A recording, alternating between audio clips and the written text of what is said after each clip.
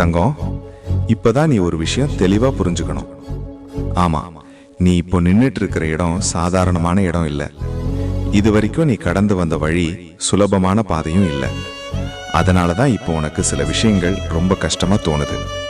அதுக்கு அர்த்தம் நீ பொறுப்போட வளர்ந்துகிட்டு இருக்கிற அறிகுறிதான். நீ எல்லாருக்கும் புரியிற வழியில போகல, உன் மனசுக்கு சரின்னு தோணுற வழியில தான் நீ போய்கிட்டு இருக்க. அதனாலதான் சில நேரம் நீ தனியா நடக்கிற மாதிரி தோணும்.